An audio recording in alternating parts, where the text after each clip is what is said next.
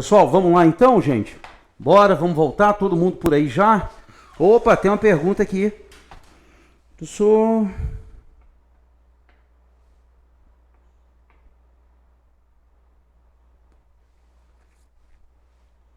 Não, Cleito.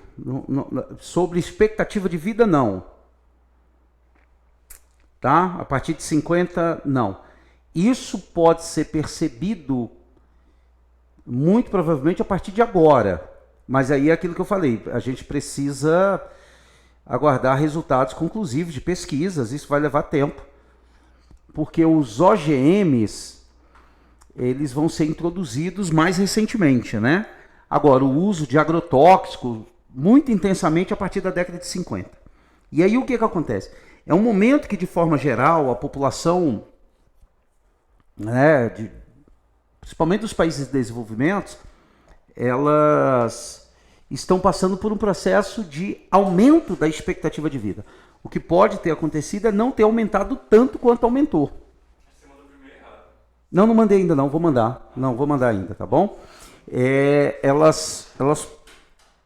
Então é essa questão, porque você está no momento de crescimento, se há algum problema associado a isso, ela pode não ter aumentado tanto quanto poderia, tá? Não dá para associar uma queda, porque não há queda nesse momento, tá?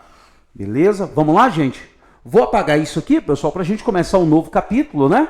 Isso aqui tudo nós já sinalizamos, acho que todo mundo já fez aí suas anotações, tá bom? Isso aqui depois a gente volta um pouco mais nessa questão ambiental, tá, gente? Segura aí um pouquinho. Vamos voltar, deixa eu apagar aqui, para a gente poder ir lá. Pessoal, a gente começa agora, então, o capítulo 35, Agropecuária no Brasil, página 662. Vamos acompanhando aí, pessoal, porque qualquer coisa eu vou sinalizando, tal, igual a gente fez nos outros, tá bom? Então, por favor, vamos lá.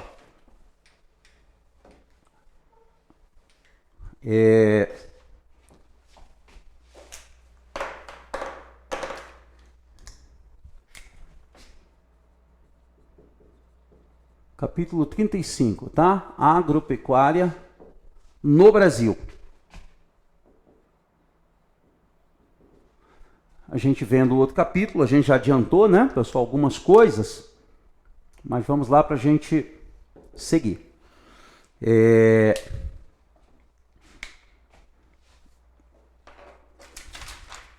Isso aqui já foi. Ok. Pessoal, primeiro tópico aí, olha, modernização, né, no Brasil. Nós falamos sobre isso, especialmente a partir da década de 50, com a Revolução Verde, né, pessoal? Ela inicia e ela parte dos Estados Unidos e da Europa, mas obviamente que ela chega, né, aos países em vias de desenvolvimento, ainda mais aos países agrícolas, como a China, a Índia, o Brasil, o México, a Argentina, né? Esses países são os principais alvos dessas grandes companhias, né? Tanto essas grandes companhias químicas do setor agrícola, tá, pessoal? Como também as grandes fabricantes de maquinário, né, agrícola, New Holland, John Deere, né, pessoal? Enfim, entre tantas outras, inclusive o Brasil se industrializando nesse momento, também vai criar a famosa CBT, né, pessoal? A Companhia Brasileira de Tratores, tá bom, pessoal? Então, assim, o Brasil, obviamente, vai entrar no ritmo da Revolução Verde. Vai modernizar a agricultura brasileira? Vai modernizar a agricultura brasileira. E vai trazer como grande consequência tudo aquilo que eu já expliquei anteriormente, né, pessoal? Uma intensa mecanização do campo, intensa relativa ao que a gente tinha até a década de 50, e um intenso êxodo rural, contribuindo para o processo, né, pessoal, de metropolização do nosso país, tá bom? Isso tudo está explicitado, já comentei com vocês, já explicamos, tá, pessoal? Tudo isso aqui, tá? Agora, quando a gente pensa aqui, pessoal, por exemplo, deixa eu pegar aqui para vocês, né? Vamos de alguma forma fazer aqui algumas anotações. Deixa eu pegar aqui para vocês aqui, para a gente poder caminhar. Vamos lá, pessoal, ó. Então vamos falar disso aqui, ó. Modernização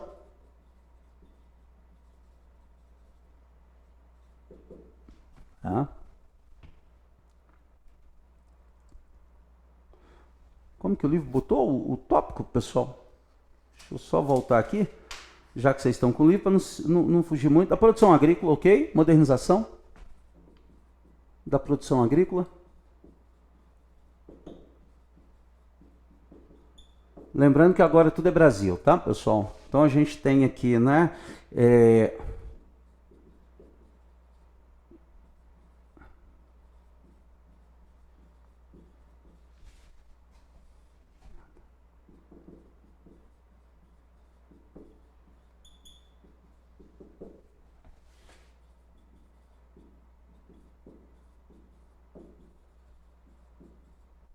Uma intensa mecanização, né, pessoal, do campo. E essa mecanização também ela vem acompanhada também de uma modernização, né? Porque não é só mecanização.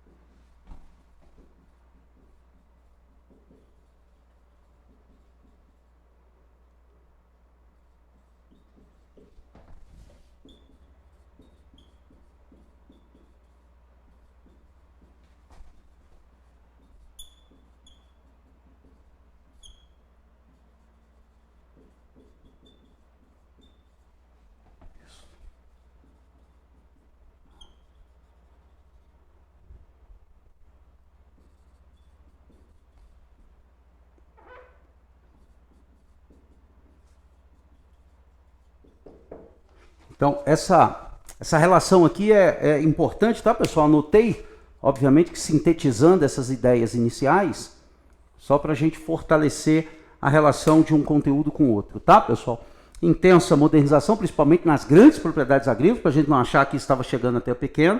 Pelo contrário, né? E o pequeno perdendo sua propriedade pela concentração de terras do grande proprietário, que vai prejudicar mais ainda a nossa estrutura fundiária, tá, pessoal? E vai contribuir de forma decisiva para o processo de metropolização, né? Foi tudo que eu expliquei para vocês, sintetizei aqui para a gente não perder o rumo, tá bom, pessoal?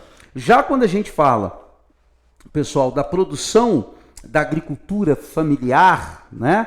E aí a gente tem que ter a devida atenção, tá bom, pessoal? Com a questão da agricultura familiar e também da agricultura patronal, a gente vai fazer isso aqui, ó. Já que a gente falou aqui de grandes, né, e pequenas, a gente vai colocar aqui, ó, que é, pessoal, esse tópico, eu tenho quase certeza disso, tá, gente? Não é certeza absoluta, mas recentemente, isso tem alguns poucos anos, isso aqui virou uma questão, essa página 664, virou uma questão, e se não me falha nesse ano aqui, o pessoal até, não sei, me solicitou ajuda para fazer um recurso de uma questão, não me lembro muito bem, também porque é muita coisa, né, pessoal? Mas dá uma olhada aí, pessoal, na página 664, tá? A gente falou um pouco dessa questão da modernização e a gente vem aqui, ó, desempenho da agricultura familiar e da agricultura empresarial, tá? Pessoal, apesar dele falar de desempenho, não é nem tanto uma questão de desempenho, é mais uma questão de foco, tá? Para onde que caminha, né, pessoal, o foco da agricultura empresarial.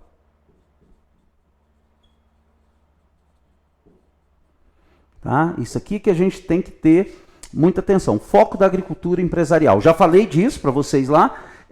Exportação e abastecimento da indústria, mas especificamente, que daí eu posso ver uma questão, alguma questão para vocês nesse sentido, tá, pessoal? Aí a gente vai falar isso aqui, ó.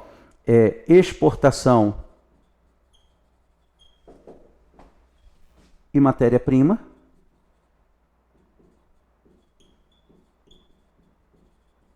Mas principalmente nisso aqui, ó. O quê? Quais gêneros? Soja, milho, café, carne bovina, frutas, que também são cultivadas lá em forma significativa pela agricultura familiar, tá, pessoal? Açúcar, tá? E aí, cuidado que o açúcar, né, pessoal? A gente, obviamente, nenhum país exporta cana de açúcar pela questão do líquido da desidratação. Você já exporta a cana processada, tá, pessoal? E ela você exporta processada como açúcar ou como álcool.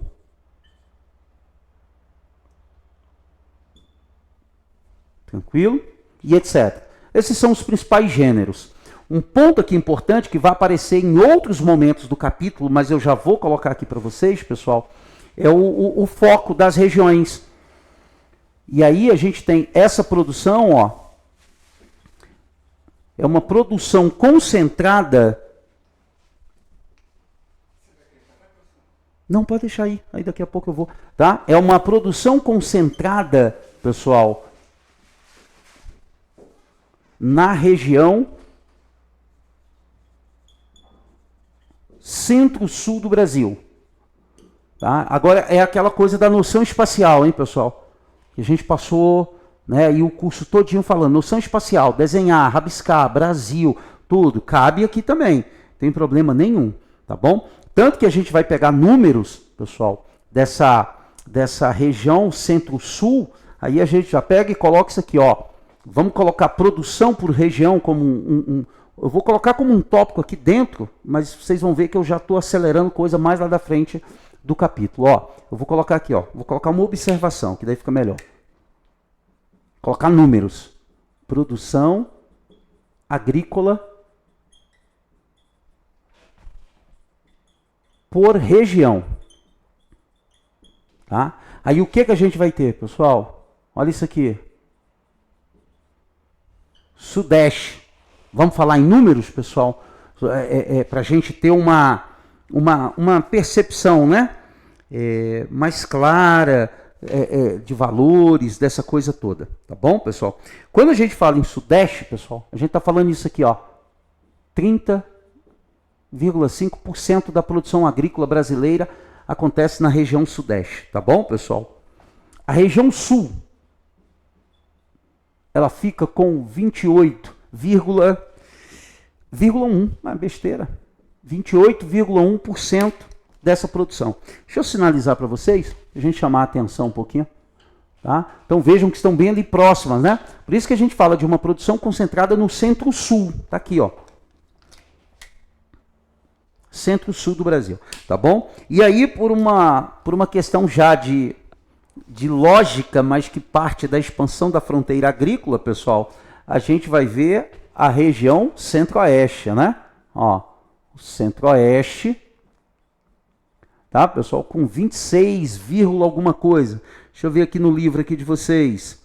Paraná, 26,3% da nossa produção agrícola está na região centro-oeste. Estão vendo que há um certo equilíbrio, pessoal? Região sudeste, sul e centro-oeste. Por quê? Porque algumas, por exemplo, você pega laranja, café e por exemplo, laranja, café, cana-de-açúcar, o sudeste vai lá para cima. Aí você pega suinocultura, avicultura, o sul vai lá para cima. Aí a gente pega grãos, soja, aí o centro-oeste vai lá para cima. Então, dependendo do gênero agrícola, isso aqui vai modificando. Mas de uma forma geral, já que a gente está falando de produção agrícola brasileira, pessoal, aí a gente percebe claramente um equilíbrio entre essas três regiões. E é por isso que a gente diz que a produção focada da agricultura comercial brasileira, centro-sul do Brasil. Se a gente pega por região e coloca por estado, São Paulo. Porra, professor, aí é São Paulo. Daqui a pouco eu vou colocar uma listinha aqui para vocês dos estados, tá? Para a gente perceber. E tudo isso nós estamos falando de agricultura comercial, agricultura patronal, agricultura comercial moderna, tá, pessoal? Que a gente já falou do capítulo anterior, tá bom, pessoal? Aí quem vem na segunda, na sequência, aquilo que eu digo, geografia é muito da lógica, tá? E não de decorar as coisas. Aí, obviamente, vem a região Nordeste, né, pessoal? O Nordeste vem aí na casa de 9% da produção agrícola. Aí percebam, olha a queda, tá, pessoal? Deixa eu pegar os quebrados aqui, ó, 9,7%. Aí Nordeste, ó, 9,7%. Pessoal, importante frisar isso, tá? Se você pegar esses dados hoje, eles podem ter alguma pequena modificação, porque isso aqui são dados de 2016. Já são dados de 9 anos atrás. Mas vocês já sabem o porquê, por conta da FOG de vocês. Eu não posso ficar trazendo só números atuais, que senão você cai num número desse aqui e aí você acha que está errado. Tá bom, pessoal? Isso aqui são dados de 2016. E por último, pessoal, obviamente, região amazônica, outro foco, né? Forte em outras áreas econômicas, a região norte, tá, pessoal? Com algo aí em torno de 5,4% da nossa produção agrícola. Então, 5,4%. Gente, vou sublinhar em preto, para a gente ter claramente essa disparidade entre o centro e o sul do Brasil, tá? E a região norte e nordeste. Isso aqui fala-se muito sobre a história do Brasil, né, pessoal? Uma história recente, com o centro-oeste nessa posição, tá, pessoal? Uma história muito do passado, com o sudeste como foco dessa produção agrícola e também esse resquício aqui de produção agrícola na região nordeste.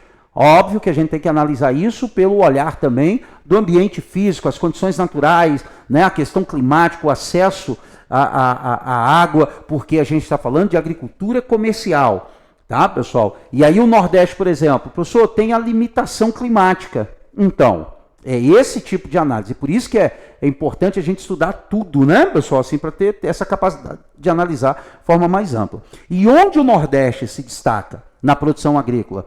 Zona da mata, que não há um problema climático, principalmente ali com a produção da cana-de-açúcar muito forte, e outros gêneros agrícolas também, o algodão no sertão, a pecuária do sertão.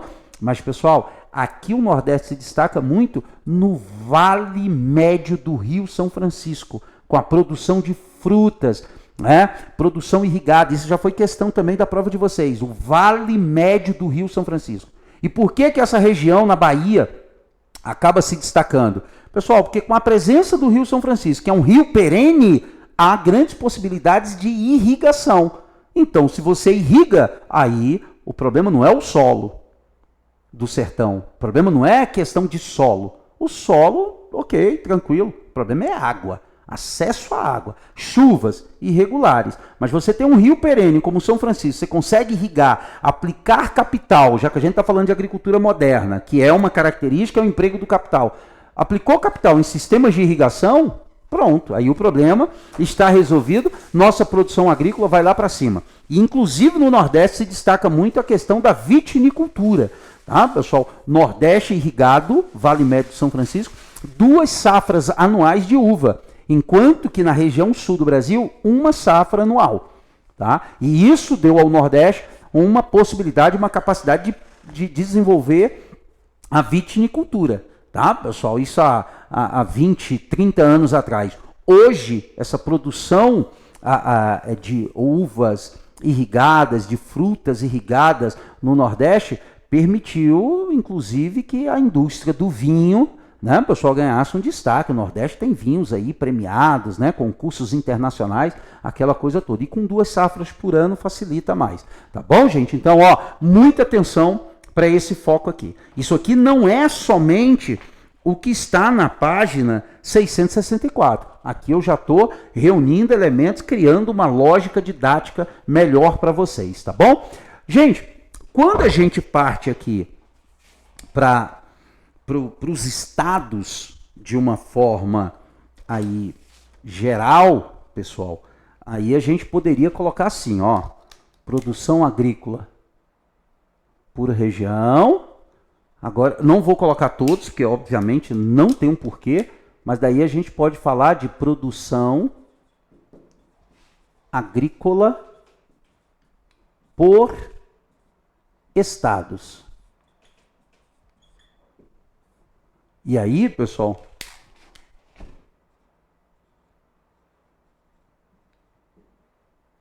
produção agrícola por estados, gente, São Paulo. São Paulo é, obviamente, né, com toda a agricultura mecanizada que tem o estado, pessoal, São Paulo se destaca e se destaca muito. Só para a gente ter aqui uma referência, pessoal, olha só, São Paulo responde aqui a... Deixa eu só confirmar aqui, pessoal, só um pouquinho, para a gente não perder aqui. Deixa eu só confirmar a unidade que isso está representado. Porcentagem, ok, também está por porcentagem. São Paulo sozinho, pessoal, algo em 16, vamos ver aqui os quebrados, né? 16,4% da produção agrícola brasileira, São Paulo sozinho. O que é surreal, né, pessoal? Só que vocês vão ver que a gente tem um foco aqui, ó. Vem seguido por quem? Mato Grosso. E aí, quando a gente coloca em porcentagem, mas a gente tem que lembrar aqui que tem o volume bruto produzido por esses estados, né, pessoal? O Mato Grosso, pessoal, vem aqui na casa dos 13,8. Aí vai, professor, não está tão longe. Pois é, mas é porque a produção de soja está muito concentrada aqui. O rebanho bovino está muito concentrado em Goiás, Mato Grosso e Minas Gerais, por exemplo. Então, obviamente, que pega esses estados e joga lá para cima, tá, pessoal? Paraná. Gente, Paraná está na casa dos 12,6%. E aí vocês vão vendo que continua a lógica da região. Centro-Sul, né, pessoal? Rio Grande do Sul vem na sequência. Isso aqui eu tenho que olhar aqui, tá, pessoal? Porque de cabeça, obviamente, que eu não vou lembrar tudo isso aqui, né? Ó, coladinho no Paraná, tá, pessoal? 12,1. Vamos colocar aqui os principais. Vem na sequência Minas Gerais, tá, pessoal? 12%. Olha que interessante. Paraná, Rio Grande do Sul e Minas Gerais. Todo mundo ali na casa dos 12, né?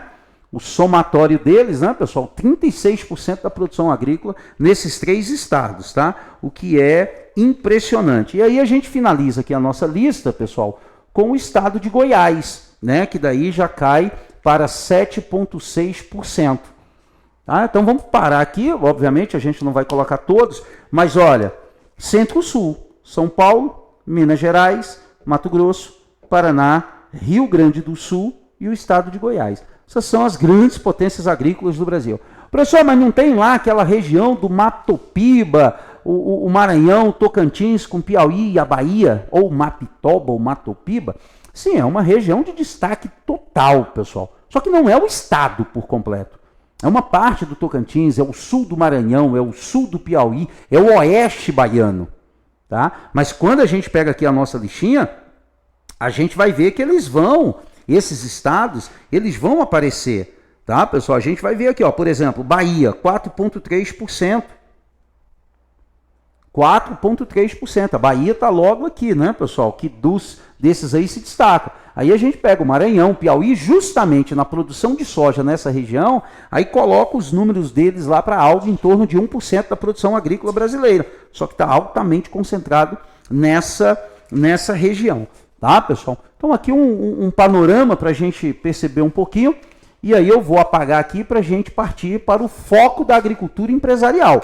Tá? O empresarial não, da agricultura familiar. Lembrando, professor, esses números são exclusivos da agricultura empresarial? Não, esses números são da produção agrícola. E isso envolve a produção empresarial, que obviamente é muito maior, mas também envolve a produção da agricultura familiar. Tá, pessoal? Aí vamos lá. Deixa eu pegar aqui. Né? Ó, foco da agricultura familiar.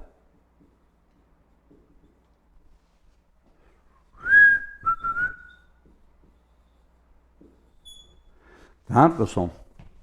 Aí qual é o foco dela? Produção de alimentos.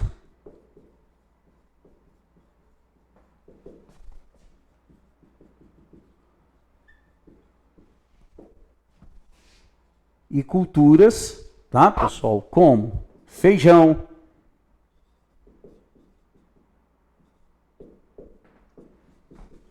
hortaliças,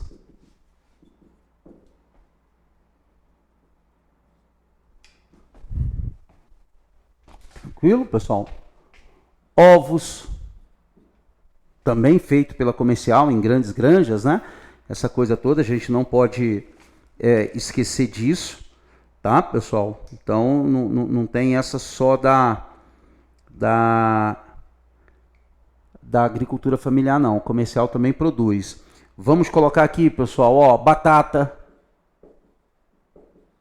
mandioca,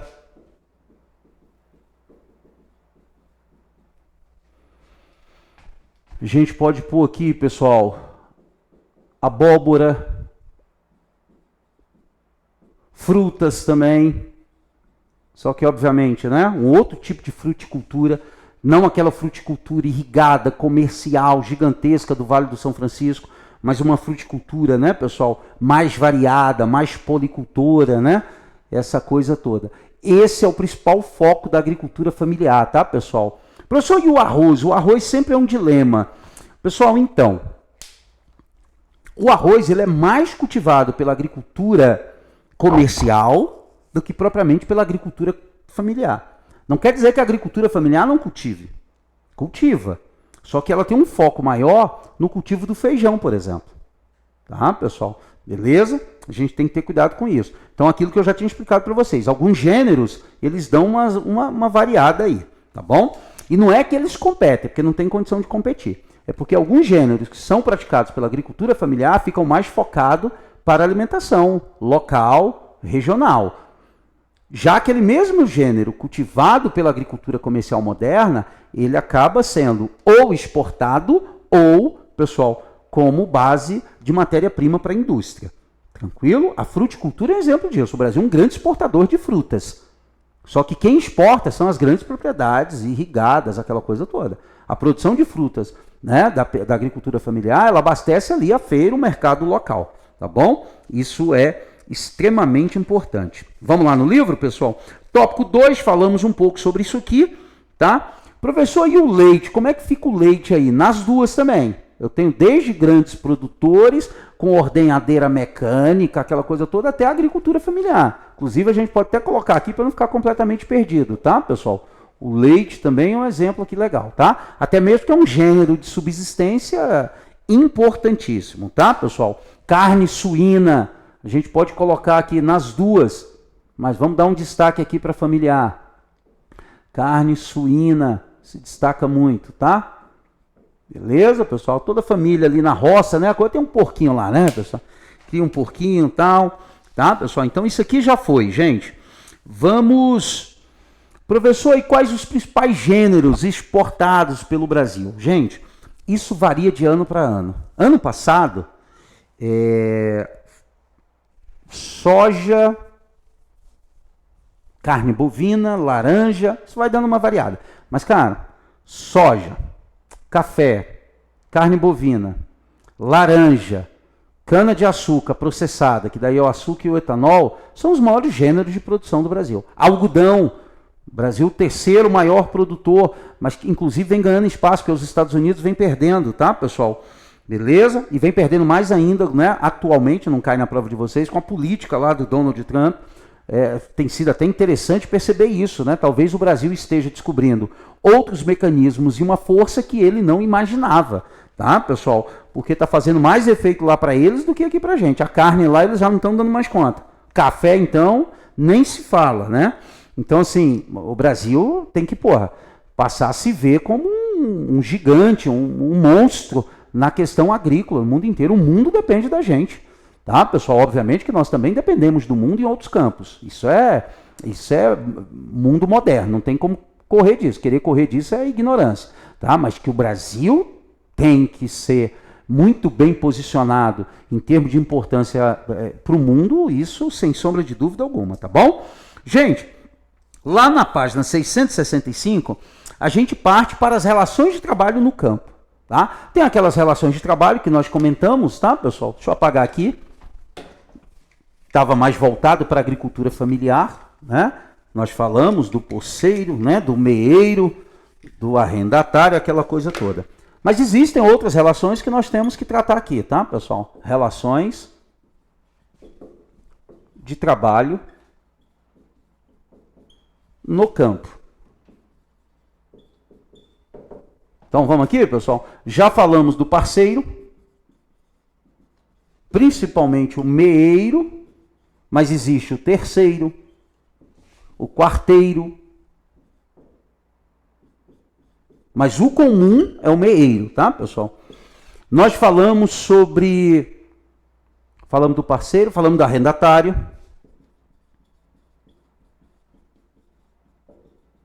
E falamos do poceiro.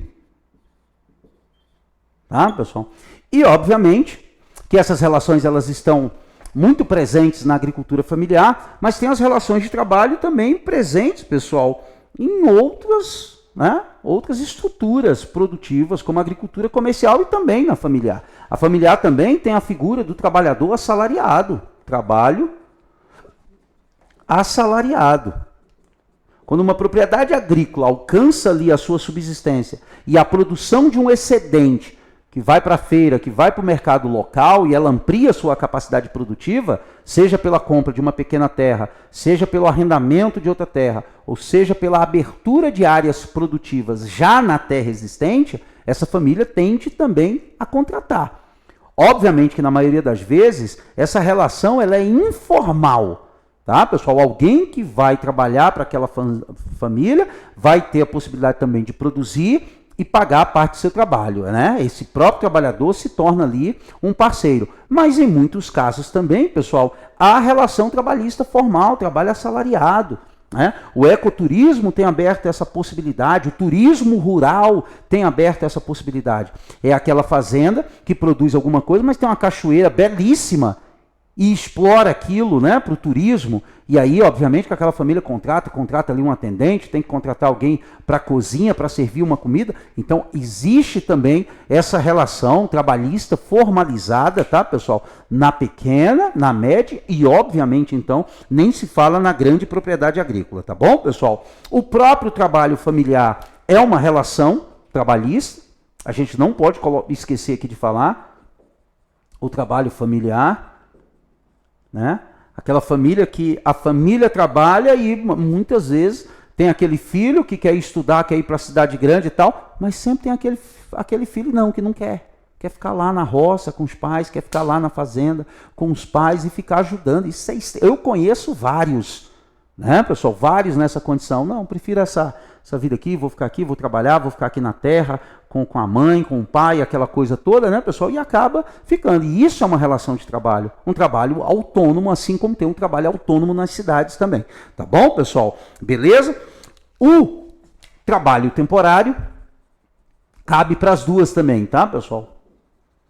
O trabalho temporário, que é o contratado, né, pessoal? A empleita ou empreita, né, como se fala, dá uma variação aí de região para região, tá? Que é a empreita, né, que é quem vai receber pela execução de um serviço específico, tá, pessoal? Então, o trabalhador temporário, né?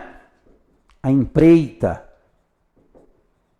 ou em algumas regiões, empleita, como eles falam, né? Tá bom, pessoal? Mas é a empreita. Eu não posso confundir o trabalhador que presta seu serviço na empreita com o empreiteiro.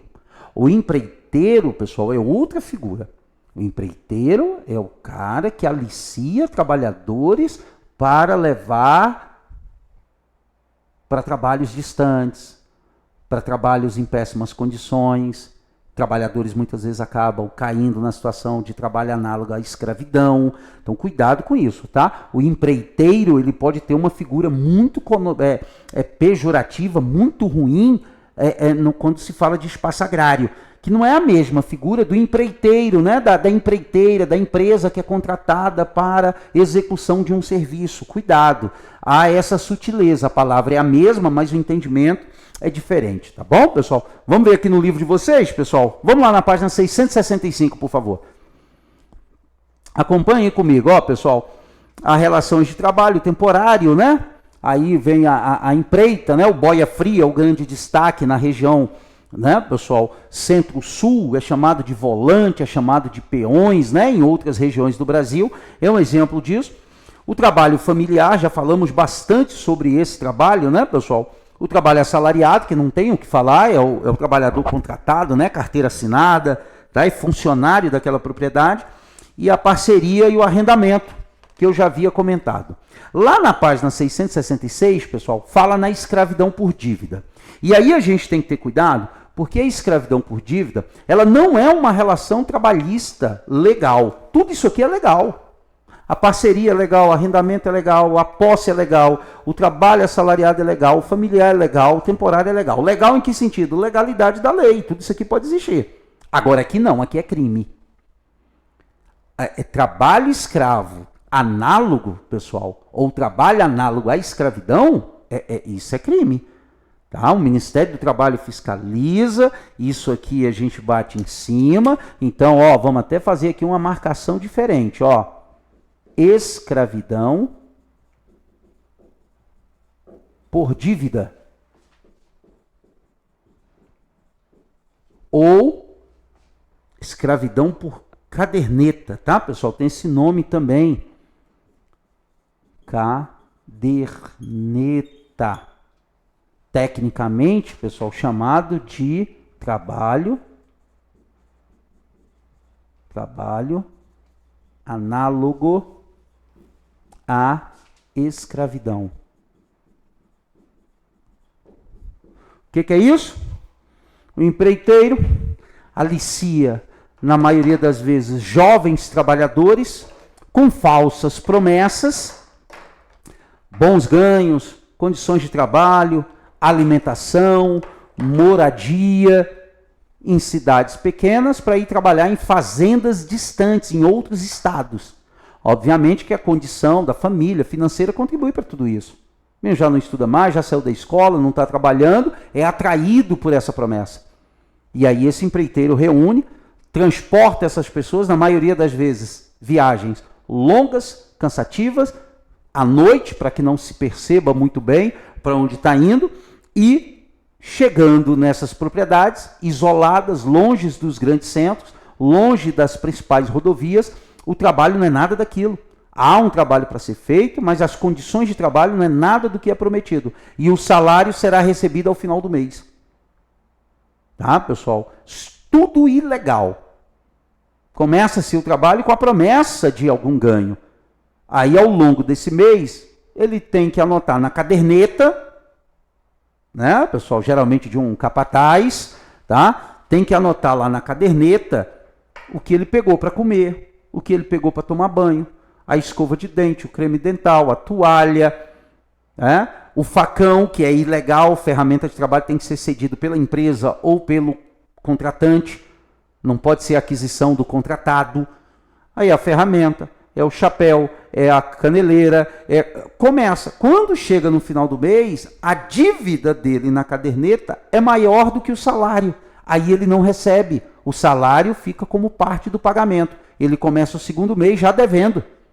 Ao final do segundo mês, por motivos óbvios, já que ele começou no negativo, ele também não vai receber. E assim, muitas vezes, se prolonga. Isso é o maior exemplo de trabalho análogo à escravidão.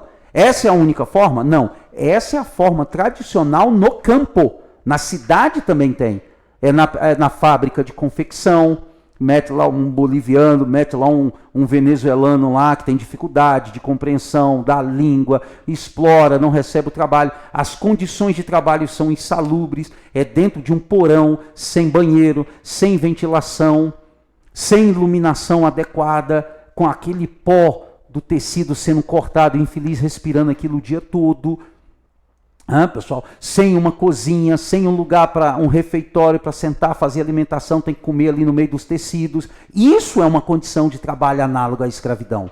Então a gente não pode achar que é uma exclusividade do campo. No campo acontece dessa forma, mas na cidade também acontece, tá, pessoal? Beleza?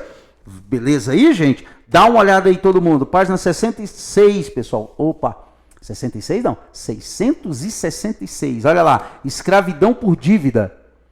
Tranquilo? Deixa eu ver aqui se tem mais alguma coisa, pessoal, relacionada, porque às vezes o capítulo vai e volta em alguma coisinha para a gente falar. Porque se não tiver, aí a gente já vai avançar para, né, pessoal, para a estrutura fundiária. Vamos ver aqui, ó. Produção familiar já foi, as relações de trabalho no campo. Já foi, né, pessoal? Estrutura fundiária não, isso aqui é mais lá para frente. Produção agropecuária. Já falamos sobre isso, os estados. Vamos voltar depois em expansão da fronteira agrícola. Tranquilo. Pessoal, deixa eu só colocar aqui um acréscimo para vocês, interessante. Quando a gente pega isso aqui, esses números aqui, a gente vai para isso aqui, ó.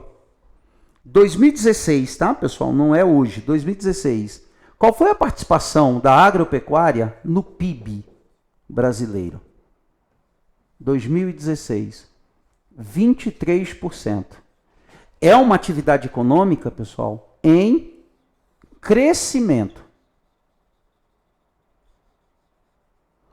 Pô, professor, crescimento? Sim. E é um dos motivos que leva à desindustrialização do Brasil. Que lembra que eu falei que desindustrialização não necessariamente é a perda de indústria, mas é a perda de participação da indústria no PIB. Então, se o PIB brasileiro cresce com a agricultura, serviço e comércio está estagnado, então alguém tem que diminuir, porque é 100%, todo mundo junto. A agricultura vem passando por plena expansão. Comércio e serviços tem mantido, que é a maior parte. Tá, pessoal? É mais de 60%. Então, alguém está perdendo participação. Nesse caso, é a indústria. A indústria precisa se recuperar no Brasil nesse sentido. Tá, pessoal? Só queria complementar essa informação, porque eu a vi aqui e vi que ficou um pouco isolada, tá bom? Pessoal, vamos seguindo lá no livro. Ó, página 667, Estatuto da Terra e Reforma Agrária. Já falei disso para vocês. Tá? O que o Estatuto da Terra fez a previsão, por que fez a previsão e por que ele ajudou, tá, pessoal, para a concentração de terra. Concentração de terra eu falo daqui a pouco. Beleza? Aí vamos lá. Estrutura fundiária não, vamos falar disso daqui a pouco, que é a página 668. Deixa eu ver aqui. Reforma agrária na Constituição. Produção agropecuária brasileira já foi.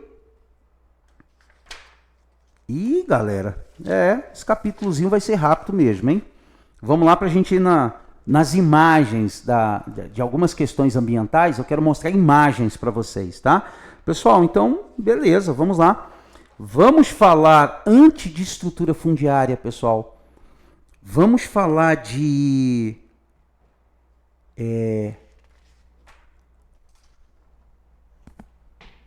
Vamos falar de fronteira agrícola, gente. Que é aquele mapa que eu sinalizei para vocês, que é muito importante. Ah, gente, extremamente importante também. Eu esqueci de uma aqui, ó. Essas relações de trabalho aqui. Que também não é uma relação de trabalho propriamente dita, mas é uma prática criminosa, mas que a gente tem que anotar aqui, tá? Tá na obra de vocês, é de bom tom que a gente fale. É a figura do grileiro. Putz, professor, é mesmo. Onde é que o grileiro entra aqui? Pessoal, o grileiro é um bandido, é um falsário, é um estelionatário, né? Isso é o grileiro, pô. Quem é o grileiro nesse espaço agrário brasileiro, mas também se faz presente no espaço urbano? É o falsificador do documento de posse da terra. No campo, qual é a prática dele? Falsifica o documento da posse da terra e tem toda aquela historinha que a gente sabe, né, pessoal? Antigamente, falsificava o documento, aí botava dentro da caixa com grilos dentro, né? Que daí os grilos iam comer o papel, ia manchar o papel para envelhecer. Hoje em dia não se faz mais isso, né, pessoal? Tem uns Photoshop da vida aí, né? Tem os mecanismos digitais para fazer isso. Mas daí que vem o nome grileiro, né? Sempre é bacana a gente lembrar dessa história. Aí ele falsifica o documento e vende a terra para alguém. E ele se apresenta com nome falso, documento falso, tudo falsificado. Vendeu a terra. Logicamente que o interesse dele é facilitar ao máximo aquela venda, pega uma entrada, pega um carro, pega alguma coisa como forma de pagamento e some no mundo e vai aplicar o golpe em outro lugar. Pessoal, beleza? Quando, principalmente no espaço urbano, esse grileiro ainda não faz algo pior. Ele vende a terra, que daí no espaço urbano é um lote, é um terreno, né? Um pequeno sítio, uma pequena chácara. No campo pode ser uma propriedade muito maior. Ele vende a terra para um, corre, consegue vender para outro, corre lá, pega um carro só como sinal do negócio de outro e some no mundo com tudo. Tá, pessoal? E aí depois aí deixa o BO. Como se apresentou com tudo falso, fica muito difícil, né, a polícia colocar a mão no indivíduo como esse, tá bom, pessoal? Então já ia esquecendo aqui, não podemos esquecer da figura do grileiro, tá? Eu vou apagar isso aqui agora, vou apagar tudo aqui, para a gente falar, pessoal, da expansão da fronteira agrícola. Eu deixei essa parte mais para o final, para a gente poder usar imagens, tá bom? Aí vamos lá, gente? São os nossos 3 tópicos agora. Expansão da fronteira agrícola, estrutura fundiária e as imagens das questões ambientais, tá? E aí a gente encerra.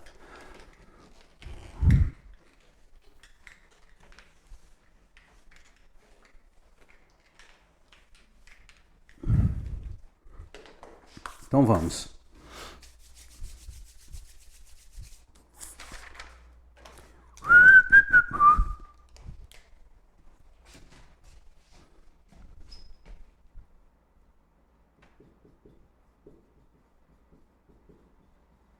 Expansão da fronteira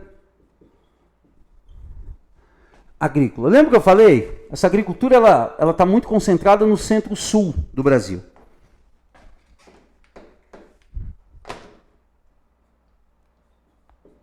Mas em um dado momento, né, pessoal, ela se expandiu. E aí a gente tem que compreender um pouco esse processo. A agricultura familiar já estava, né, pessoal, muito presente da faixa litorânea para dentro do território brasileiro pelo nosso processo de colonização. Tá? Então, zona da mata no Nordeste, grande propriedade monocultura. Agreste, pequena propriedade policultura. Tá, pessoal? Sudeste do Brasil, sempre se mesclou essas propriedades. As pequenas propriedades policultoras, tá, pessoal? E, obviamente, mais para o interior da região sudeste, as grandes propriedades monocultoras também. Tranquilo? Professor, por que as pequenas propriedades elas tendem a ficar mais próximos dos adensamentos populacionais? Pelo processo de colonização, histórico de colonização, e principalmente porque a pequena propriedade ela é policultora. Tá, pessoal? Então, a monocultora, ela conta com uma infraestrutura de transporte com outro objetivo.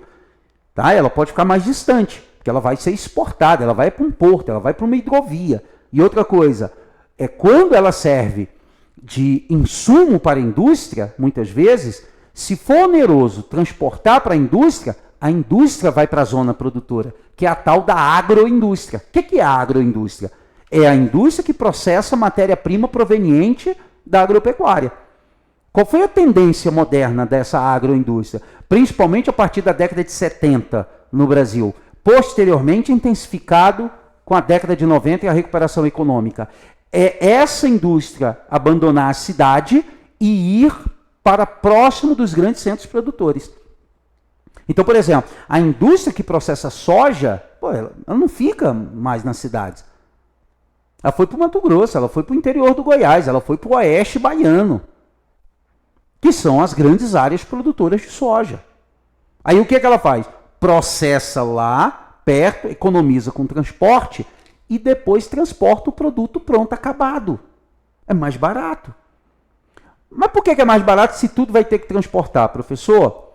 Mas daí você já transporta o produto completamente processado. Você não transporta casca, você não transporta o rejeito, você não transporta o líquido. Então, essa é a vantagem. Tranquilo, pessoal? Imagina, transportar um milho in natura. O caule do milho, não, a palha do milho, não, isso aí já fica lá no campo, para proteger o solo. A agroindústria vai para a área produtora, já processa o milho lá. O que você vai transportar depois? A latinha do milho, já pronto, enlatado, já do jeito que tem que chegar ao consumidor. Pronto, você economiza, Economiza tempo, economiza dinheiro, economiza com tudo. Tá? Então essa é uma lógica que a gente tem que entender. Tá, pessoal? Mas essa expansão da fronteira agrícola no Brasil, gente, ela vai se consolidar a partir das décadas de 1950 a 1960. Por quê? Por um conjunto de fatores. Primeiro, pessoal, a modernização do campo. Então, o primeiro fator que a gente pode colocar aqui foi a modernização. A modernização levou à mecanização, que levou a uma maior capacidade produtiva, que leva a uma maior demanda por grandes propriedades. Isso que a gente tem que entender. Segundo fator, pessoal, a saturação das terras no sul do Brasil, principalmente. Então, ó, saturação das terras agrícolas no sul do Brasil. Professor, por que no sul do Brasil? Porque a região sul tem os menores estados com grande potencial agrícola. A região sul foi formada no regime de colonização, boa parte europeia. Famílias europeias que vieram. Então, segunda geração depois, essas terras estavam sendo divididas por herança. E muitas vezes dividido para 4, 5 filhos, que era algo típico já da população europeia naquele período. Não estava sendo dividido e entregue para um herdeiro, para 2, para 3, para 4, para 5. Então essas terras foram sendo divididas, perdendo capacidade produtiva, ao mesmo tempo que a agricultura brasileira iniciava um processo de modernização e mecanização, o que demandava propriedades maiores para que eu pudesse ter uma produção maior, já que agora é possível com a modernização. Entenda que é um processo. Ainda tem um terceiro fator.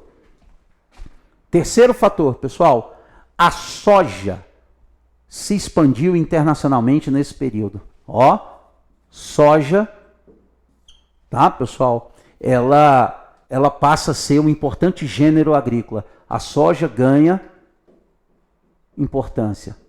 Professor, e por que ela ganhou importância já que a gente não come soja? A gente não come soja, pessoal. Apesar que os produtores de soja tentam, né? Fazem campanha, tal. A soja é comestível, pode ser comida, tipo amendoim, tal, aquela coisa. Mas não é gostosa igual amendoim, enfim. Então não emplaca muito, tem muita dificuldade de emplacar. Na Ásia, eles comem a soja in natura. Cozinham, torram a soja, aquela coisa toda. Mas o grande potencial da soja foi como matéria-prima para a indústria, pessoal. Então ela ganha uma importância industrial terrível. Produção de quê? Óleo, leite, proteína, margarina, etc, etc. Então ela se torna uma importante base para a indústria alimentícia. Agora pega todos esses fatores. Agora traz isso para o Brasil. Qual era a realidade no Brasil?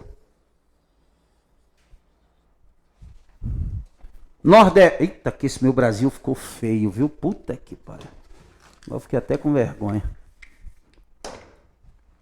Tem até que tentar fazer ele melhorzinho agora.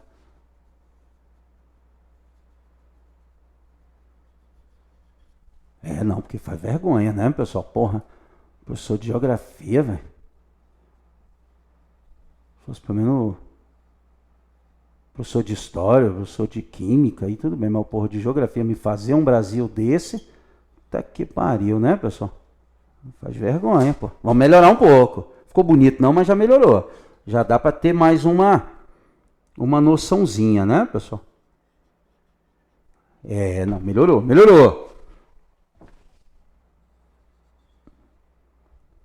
E é bom que a gente já vê como é que tá a noção espacial do desgramado, né, pessoal? Que vive pedindo noção espacial para vocês.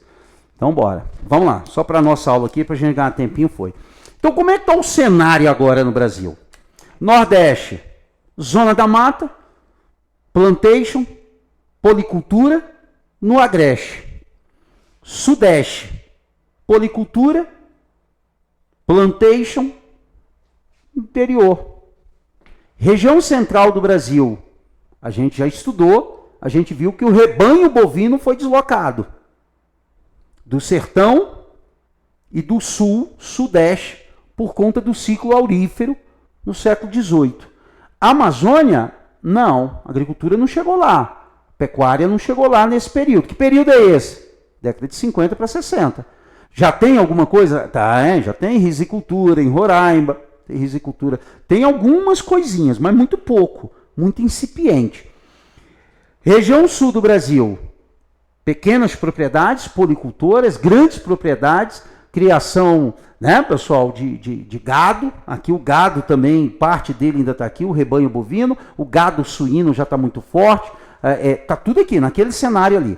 Agora, com esse novo desenho, o que é que vai acontecer? Uma expansão dessa fronteira agrícola. O que é essa fronteira agrícola? Está aqui a fronteira agrícola, ó, pessoal. Ó, isso aqui são as nossas fronteiras agrícolas. O café fazia isso aqui, ó. Abertura de frentes pioneiras para o interior paulista, chegando ao norte do Paraná, Mato Grosso, e inclusive chegando a Minas Gerais também, novamente, mas não na zona da mata próxima ao Rio de Janeiro, que essa aí já estava ocupada por café. Tá, pessoal? Então, nosso cenário era esse. Aí, a partir desse cenário, o sulista, principalmente o gaúcho, ele começa a vender sua terra no sul do Brasil, cara, e encontrar terras disponíveis, em ótimas condições e baratas na região central do Brasil. O cara vendia lá uma terra pequenininha, ficava com dinheiro, comprava uma terra gigantesca na região dos Cerrados, com água, relevo plano, e ainda ficava com dinheiro para comprar um trator, para mecanizar já a sua produção. Essa foi a realidade da expansão da fronteira agrícola no Brasil. Inclusive, lá nas décadas de 50 e 60, muitos desses sulistas foram para o Paraguai, os brasiguaios. Paraguai. Por isso tem um número significativo de brasileiros no Paraguai, não é de hoje, tá, pessoal? Sempre foi um fluxo migratório muito intenso. Portugal, Paraguai, né? Essa coisa toda. Estados Unidos, né? São os principais destinos dos brasileiros. E aí o que acontece, pessoal? Já lá na década de 60, a gente então começa a perceber uma expansão dessa fronteira agrícola para o Mato Grosso do Sul. Tranquilo, pessoal? Minas Gerais também já está acontecendo. Por quê? Terras baratas, disponíveis, adequadas. Na década de 70, pessoal, essa expansão está chegando em Goiás, ela já está chegando no sul do Mato Grosso, e a fronteira agrícola está se expandindo. No início da década de 80, essa fronteira está chegando na Bahia, centro do Mato Grosso, e está chegando no norte de Goiás. Norte do Goiás hoje, tá, pessoal? Sul do Tocantins naquela época, na década de 80. Então, na década de 80, olha a fronteira agrícola, pessoal. Já tem também expansão da fronteira agrícola do Nordeste, mais para a região Norte. E olha o que eu estou criando com essa expansão. Uma pressão sobre a região amazônica, que é o que a gente chama de arco do desmatamento. Problema ambiental grave. Floresta amazônica é a formadora dos rios voadores. Já falamos sobre tudo isso. Então, olha o problema aqui. Quando chega a década de 90, pessoal, o oeste baiano já está ocupado pela soja. Essa soja já está entrando no Tocantins. Ela já está chegando em Rondônia. Tá, pessoal? Década de 90 para os anos 2000. Hoje, Maranhão, Piauí, Tocantins, todo o Mato Grosso, Rondônia, e ela já está entrando no Acre. E isso tudo a gente está fazendo o quê? Ampliando a pressão sobre a floresta amazônica. E o que isso leva, professor, essa expansão dessa fronteira agrícola? Desmatamento.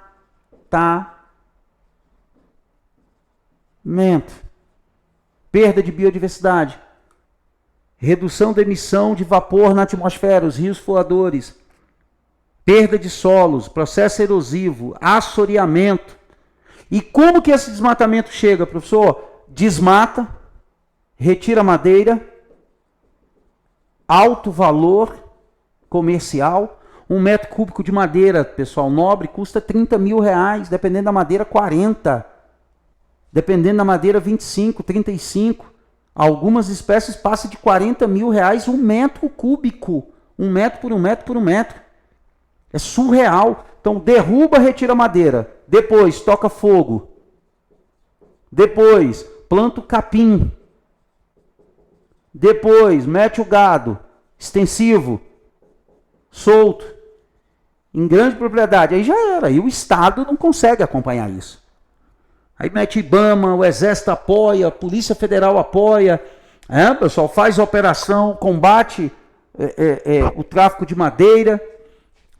E aí eu não vou falar das relações políticas, né? As relações de poder com essas coisas, né? Nós estamos aí à beira de um ex-ministro do meio ambiente responder por tráfico de madeira, pô. O ministro do meio ambiente é o cara que deveria cuidar da política ambiental, com toda a importância que a floresta amazônica tem. Não, o cara que agora vai responder porque era contrabandista de madeira. Porra, aí o Brasil não é para amador, hein? Não é coisa pouca. Mas pega aqui a sequência. Retira a madeira, mete fogo, planta o capim, bota o gado. Depois chega a agricultura. Aí depois vai chegar a agricultura. Mas o quê? Na mesma área, professor? Sim, na mesma área. Professor, então qual a atividade econômica que mais fomenta o desmatamento da Amazônia? Pecuária extensiva. E, pô, professor, mas tem que produzir gado. Sim, mas produz nas áreas já abertas. A gente está abrindo novas áreas desde a década de 50. Tanto é que o cerrado foi embora nesse processo. Aí já estamos falando das questões ambientais, tá, pessoal? O cerrado, pessoal, ele foi embora. Por quê? Porque o cerrado está aqui, ó. Olha o cerrado. Olha o cerrado nuclear. A fronteira agrícola já passou por ele. O que sobrou? Unidades de conservação, algumas terras indígenas. Sobrou pouca coisa. Aquilo que deve ser mantido dentro das propriedades, que eu já expliquei para vocês, é a reserva legal, é a área de proteção permanente. O resto foi embora. O Cerrado está aí com cerca de 25% de área restante. Tanto é que o Cerrado, Cerrado é um hotspot. Hotspot, que são os biomas de relevante interesse, que se nada for feito, tendem a desaparecer nas próximas décadas. Quem são os hotspots brasileiros? O Cerrado e a Mata Atlântica. Só que a Mata Atlântica, que é importantíssima, ela vem num processo de exploração e derrubada desde 1530. O Cerrado, esse processo começou em 1960. Essa é a diferença só. Só 430 anos de diferença. Mas os dois já estão na mesma condição como hotspot. Tá, pessoal? Então a expansão da fronteira agrícola tem os dois lados. Pô, professor, é só coisa ruim? Não, tem isso aqui de ruim. Mas tem tudo aquilo que nós falamos de bom sobre a agricultura comercial. Só que poderia ser melhor? Poderia ser melhor. Como? Se otimizasse a produtividade nas áreas já abertas. Esse é o detalhe. Vários estudos de vários órgãos, várias universidades, IBGE, que já mostram o seguinte: o Brasil pode praticamente dobrar sua capacidade produtiva nas áreas já abertas. Não precisa abrir novas áreas, até mesmo que as novas áreas a serem abertas é floresta amazônica. E aí isso aqui é foda. Tranquilo, pessoal? Então é isso que a gente tem que ficar ligado na expansão da fronteira agrícola. Pessoal, vocês têm um mapa no livro, na página, deixa eu falar aqui para vocês, 672, dá uma olhada. Ele é maravilhoso, esse mapa. Dê uma olhada, por favor. É a expansão da fronteira agrícola de uma forma mais detalhada, mostrando onde a agricultura é mais moderna, tá, pessoal? Onde é que estão os grandes centros urbanos brasileiros, tá? Onde que a industrialização e a urbanização acabou se concentrando, tá, pessoal? Mostra as áreas de agricultura comercial moderna, agricultura patronal. Vocês vão ver que é claramente o centro-sul do Brasil, a concentração é impressionante, aqueles dados que eu coloquei aqui para vocês, tá, pessoal? E mostra aí, muito interessante, pessoal, por meio das setas, o caminhar dessa fronteira agrícola. Tá? Olha aquilo que eu falei para vocês, olha o oeste da Bahia, olha o sul do Maranhão e do Piauí, tá, pessoal? Reparem aí a formação do arco do desmatamento, a soja avançando, tá, pessoal? Do Mato Grosso do Sul para Goiás e para o Mato Grosso, posteriormente para Rondônia, hoje entrando no Acre. Tranquilo? Professor, tem umas setinhas lá para Roraima e Amapá. Isso é principalmente risicultura, tá, pessoal? O cultivo de arroz nessas áreas aí. E também, obviamente, a pequena propriedade, policultora, né? Essa coisa toda. Beleza? Meninos, esse mapa é muito bom. Beleza? Muito bom. Então, professor, calma aí. A gente tem, mas tem então a ampliação de uma capacidade produtiva do país. Óbvio, indiscutível. E o Brasil não ampliou mais. O Brasil ainda não pode, pessoal, produzir mais ainda porque há entraves no comércio. E a gente tem que entender a existência desses entraves no comércio global. Pessoal, se os países lá fora não se protegerem, o Brasil atropela. Pessoal, se a França não proteger os produtores deles, não fica um. Não fica, ela entra em colapso. Se a Espanha, a Alemanha, a Inglaterra, os Estados Unidos é uma potência agrícola, mas até os Estados Unidos. Gente, olha, está tendo protesto de agricultor, de produtor de terra agora nos Estados Unidos, de vários setores. Tá, pessoal? Os caras estão... Isso tudo tem nome, o nome é Brasil. Se esses países não se protegerem, o Brasil atropela todo mundo. E o motivo é muito simples. O Brasil é um gigante territorial. Canadá é, Estados Unidos são, Rússia é, China é, Austrália é. Só que vamos lá. Austrália, a maior parte do país é deserto. O Outback australiano. A China, noroeste chinês é deserto e todo o sul, sudeste e sudoeste da China é montanhoso, é o Himalaia. Canadá, do centro para o norte, não dá para plantar nada, tudo é congelado, solo de permafrost. Rússia, a mesma coisa, é quase que o dobro do Brasil. Só que a maior parte é clima subpolar e polar e ainda tem deserto. Então, velho, também não dá para plantar tudo. Estados Unidos tem muitas cidades, muito parque industrial. O oeste americano, pessoal, é uma cadeia montanhosa extremamente larga, que são as montanhas rochosas, como se fosse a continuidade da Cordilheira dos Andes. Ainda tem a variação climática no sul, que permite alguns cultivos, mas não permite tudo. Clima quente adequado só do centro para o sudeste do país. Nem para o sudoeste não dá, que é montanha. Bicho, então quem que ficou? Brasil. É o único dos gigantes que está na zona quente do planeta. O que a gente tem de limite? O sertão nordestino. Mas qual é o problema do sertão? Água. Se chegar água por irrigação, tudo que tu plantar dá. E os solos profundos, ara a terra, fertiliza. E o relevo aplainado, não temos cadeias montanhosas. E gelo, também não temos. E rios para irrigar, tem. E chuvas regulares, a maior parte do nosso território é chuva regular. A gente sabe o mês que chove e o mês que não chove. Brasília, estava agora uma secura desgraçada. Estava todo mundo esperando a segunda quinzena de setembro. Pronto, ela chegou. Ontem choveu, choveu bem. Começou a chuva. E vai chover até março, abril. Em maio fica seco de novo. Toda a região central do Brasil é assim. A gente conhece. Então, pessoal, se esses países não se protegerem, a capacidade que o Brasil tem, com mais os investimentos e a cultura de cultivar a terra, a gente atropela todo mundo. Por isso que esses países, eles tomam um conjunto de medidas para proteger os seus produtores. E eu até entendo. Às vezes eles exageram, dificulta o nosso. Mas eu entendo que eles têm que se proteger. Porque se eles não se protegerem, a gente passa o trator. Então, que medidas são essas?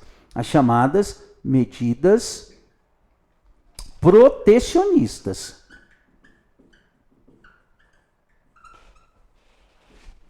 Tá, pessoal? O livro cita várias para vocês. Várias medidas. Uma delas, tarifa alfandegária, que é o que o Trump está fazendo. Então, ó, tarifa alfandegária. Mete uma tarifa, o exportador vai ter que pagar o imposto, o produto chega mais caro. Você defende o seu produtor interno. Então, tarifa alfandegária é um exemplo dessa medida protecionista que esses países adotam contra o Brasil. Mas, de novo, pessoal, às vezes eles exageram, mas se não proteger, a gente passa o carro. Tranquilo? Então, as barreiras tarifárias é uma delas. Tá bom, pessoal? Outra, barreiras sanitárias e fitossanitárias. Vou pôr fitossanitárias, porque fitossanitárias é para plantas, zoossanitárias para animais. Barreiras sanitárias engloba os dois, tá? Então, vou colocar aqui, ó, barreiras Barreiras sanitárias. O que é isso? Condições tão rigorosas que dificultam muito para o produtor brasileiro, porque ele tem que fazer investimentos elevadíssimos. Tá? Como é que é isso? Vou dar um exemplo. Brasil, eu compro sua carne suína, mas você tem que me garantir que essa carne é de qualidade. Como é que eu vou garantir que uma carne é de qualidade? Eu posso fazer teste laboratorial nela, mas como é que eu testo um carregamento chegando no navio? Fudeu, eu posso até fazer por amostragem. Então o que é mais fácil fazer? Eu imponho barreira sanitária. Brasil, eu vou comprar sua carne de porco, mas primeira coisa, chiqueiro, cerâmica. Se não for, não compro. Lavagem. 3 vezes ao dia tem que ser lavado. Retirar tudo, lavar, mangueira, pá. Piso de borracha. Não pode ser de cimento.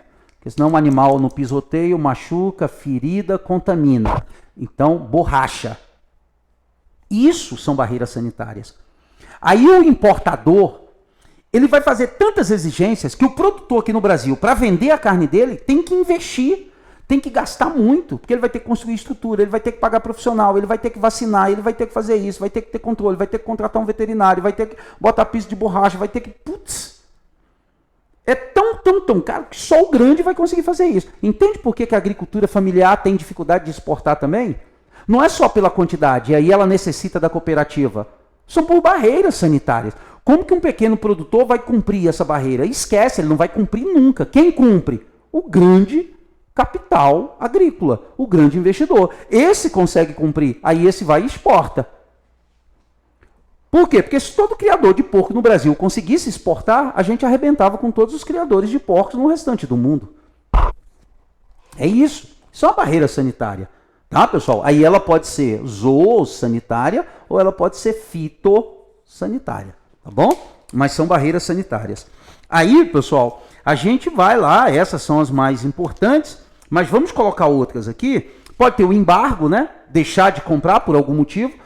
Deu um surto de doença, vou embargar a carne brasileira. Muito comum isso acontecer. Tem a figura do embargo, e aí o produtor interno adora quando isso acontece. Imagina, a carne brasileira está embargada, não vai entrar nos países europeus. Porra, aí o produtor europeu, meu amigo, ele vai nadar de braçada. Tá bom? Outra extremamente importante são as cotas de importação. Cotas de importações. O que é isso? Os países estabelecem, olha, a gente consome 10 toneladas de carne de frango mês, só pode entrar de fora 7. 3 toneladas tem que ser consumida dos nossos produtores. Tá, pessoal? Isso é uma cota de importação. Beleza? Então, todas essas medidas ajudam um pouco a conter esse ímpeto, né, pessoal, da elevadíssima capacidade agrícola que o Brasil tem. Obviamente que daí entra para um outro campo, que é o campo da diplomacia.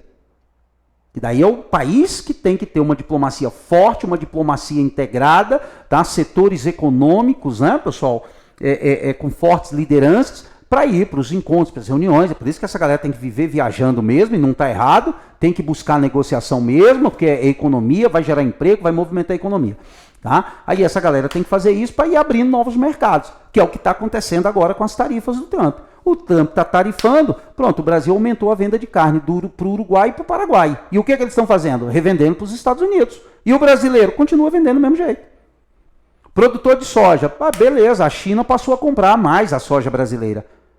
Porque o Trump foi lá e criou problema com a China falou, beleza, Trump, fica aí, Brasil, soja brasileira, tem de quem produzir. Então, por isso que o tempo todo você tem que estar, né, nesse jogo aí diplomático, tá bom? Pessoal, extremamente importante tudo isso. A gente finaliza agora, pessoal, falando de estrutura fundiária brasileira. E aí, para isso, eu vou usar aqui algumas imagens, tá bom? Opa! Chegou pergunta que eu não tinha visto, tá, pessoal? Só é claro que isso, 2016, porque o Mato Grosso hoje não se... já superou... Ok, JP.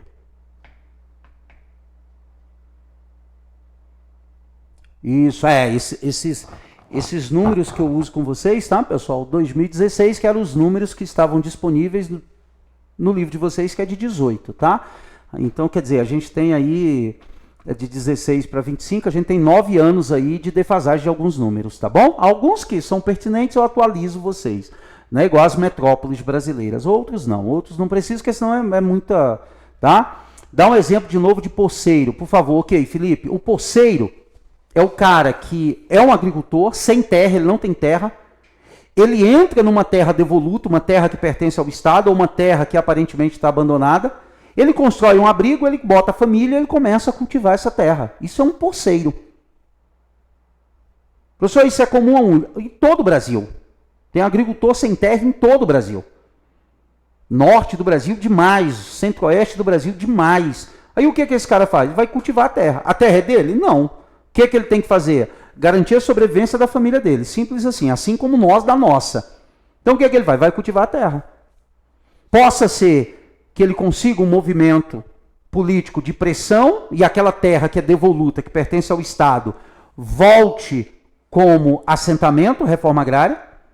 Possa ser que ele consiga mobilizar o Estado para que execute a reforma agrária, porque aquela terra é improdutiva e a lei é muito clara nesse sentido, a Constituição é muito clara, de garantir que a terra cumpra a função social. E o que é a função social da terra? É a terra produzir, manter o homem do campo no campo. É ela gerar recurso, ela produzir alimento para nós, já que nós perdemos nossa capacidade de produzir o nosso próprio alimento na vida urbana. Tá bom? Ou então, esse cidadão, se for uma propriedade particular improdutiva, ele pode, por meio do amparo no Código Civil, conseguir a terra por uso capião. Mas só se a terra for, nesse caso, particular. Se ela for do Estado, aí não cabe uso capião. Por quê? Porque no Código Civil se prevê que não há uso capião contra propriedade do Estado. E o motivo é lógico, né? O Estado recebe uma terra devoluta, distante, num lugar isolado, como é que o Estado vai fiscalizar aquela terra? Ele não tem como fiscalizar. Então, por isso, não cabe uso capião contra o Estado. Tá bom, pessoal? Beleza? Show de bola! Vamos lá, pessoal, falar da estrutura fundiária brasileira? Primeira coisa, o que é a estrutura fundiária, pessoal, de um país? É a forma pela qual as terras estão organizadas em um país. Por tamanho, distribuição, categoria. Isso é estrutura fundiária. Propriedade, organização, tamanho, finalidade, distribuição. O Brasil tem uma estrutura fundiária péssima, uma das piores do mundo. É a nossa estrutura fundiária. Professor, por que a nossa estrutura fundiária é muito grande? Porque a maioria esmagadora dos agricultores não tem acesso à terra, ou a terra é muito pequena, que é o minifúndio. E uma terra muito pequena, ela tem pouca capacidade produtiva. Esse é o pior problema da estrutura fundiária brasileira. Segundo grande problema, e tão grande quanto o primeiro, a outra ponta. Se numa ponta eu tenho a maioria esmagadora dos proprietários dentro de pequenas propriedades, muitas delas minifúndios, é um problema. E na outra ponta, eu tenho um pequeno, mas muito pequeno número de grandes proprietários de terra que são donos de quase a metade de todas as terras agricultáveis no Brasil. Tem proprietário de terra no Brasil que tem terra maior do que o Distrito Federal, pô. Tem fazendas no Brasil que são maiores do que uma unidade da federação. Isso não é aceitável. Tá, pessoal? E não é aceitável em que aspecto? No aspecto da função social, no aspecto legal. Isso não é aceitável no aspecto institucional. Como que eu tenho uma propriedade agrícola maior do que uma unidade da federação? Professor, e por que a gente tem esse problema? Do nosso passado colonial, que eu expliquei para vocês. As Seis Marias, aí depois nós permitimos o acesso à compra da terra somente mediante a compra, quer dizer, só comprou terra quem já tinha terra, então as terras ficaram maiores ainda, e afastou quem era agricultor e que nunca teve terra, e depois nós permitimos o financiamento da terra por bancos públicos também. E aí só comprou terra quem tinha terra já, ou patrimônio para dar como garantia de pagamento, que é o que o banco exige. Então quem não teve terra, nunca teve condição de ter acesso à terra. E aí aconteceu esse escárnio, que hoje, basicamente, nós temos isso aqui, ó. Vamos pôr aqui, estrutura fundiária. Estrutura fundiária. Tá, pessoal? Nós vamos falar disso agora para a gente encerrar. um número que mostra isso. 1% dos proprietários de terras no Brasil. Não é 1% da população brasileira. É 1% dos proprietários de terras no Brasil. Quer dizer, o proprietário de terra ele já está presente em pequeno número. Desse pequeno número, 1% dele detém 45% das terras agrícolas no Brasil. Terras agricultáveis no Brasil. Esse é o problema da nossa estrutura fundiária. Professor, mas por que isso é um problema? É um problema porque eu deixo muitos agricultores sem terra, eles migram tudo para a cidade. As cidades ficam superlotadas. É um problema porque essas poucas pessoas com tantas terras não conseguem fazer com que todas essas terras sejam produtivas. Se as terras não são produtivas, eu gero uma menor oferta de alimento. Menor oferta de alimento, o preço explode. Porque não dá para produzir só para exportar, porque os países lá fora se defendem, olha as barreiras. Então a gente tem que produzir para alimentar aqui dentro. Só que o grande, ele produz na maior parte para quê? Para exportar e para alimentar a agroindústria. Então quem gera o alimento? O pequeno proprietário. É a média propriedade. É o agricultor que não tem terra, que tem que ser parceiro, que tem que ser meeiro, que tem que ser poceiro.